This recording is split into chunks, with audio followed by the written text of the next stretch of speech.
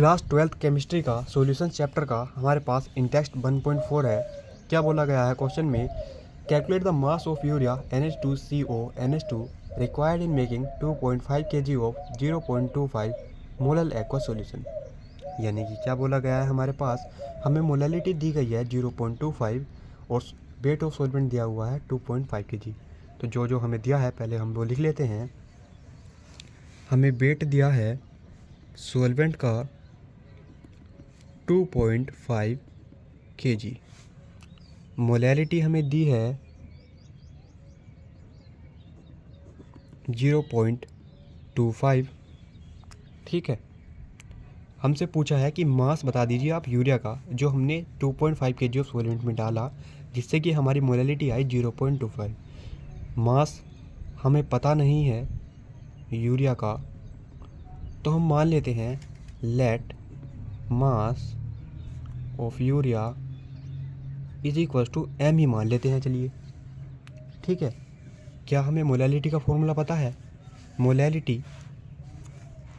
Molality हमारा होता है number of moles of solute upon mass of solvent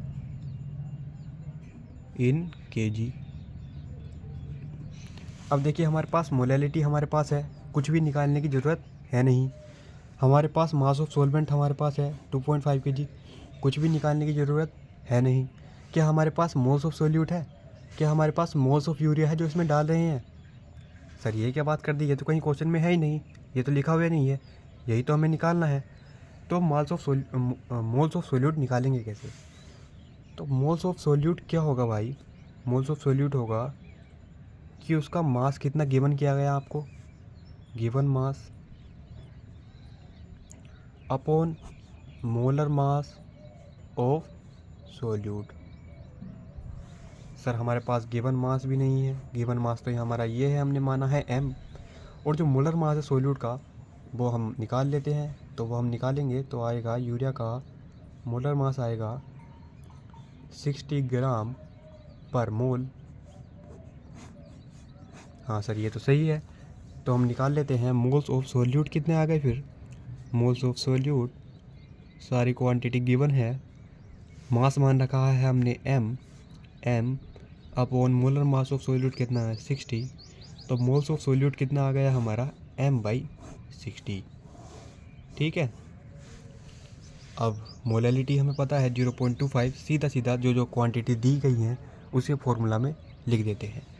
0.25 is equals two moles of solute m/60, mass of solvent 2.5 of kg। ठीक है, आप यहाँ कर दीजिए, इसे उड़ा दीजिए जीरो, यहाँ पर आ जाएगा कुछ ऐसे। तो क्या मैं इससे इस जीरो से जीरो काट दूँ? हाँ काट दो। 25 चौका यहाँ पर 4 बार कट जाएगा, तो ये कुछ सिंप्लीफाई हो गया। 1/4 is equals to m/25 into 6 हो गया। हाँ सर सही है, क्रॉस मल्टीप्लाई कर दो, इसे इधर पहुँचा दो। 25 into 6 upon 4 is equals to m।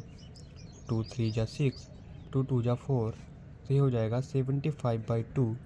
m में इधर ले आता हूँ, m इज इक्वल टू ये, तो इतना मास आ जाएगा। चलो इसे डिवाइड भी करो, तो मैं कर देता हूँ। 2 3 जा 6, 2 7 जा 14.5।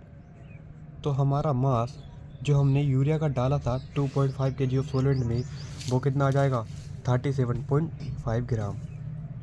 ठीक है, और अगर आपको इसमें कुछ डाउट हो तो आप नीचे कमेंट में कर सकते हैं, लिख सकते हैं, मैं आपके डाउट का सॉल्यूशन ज़रूर दूंगा।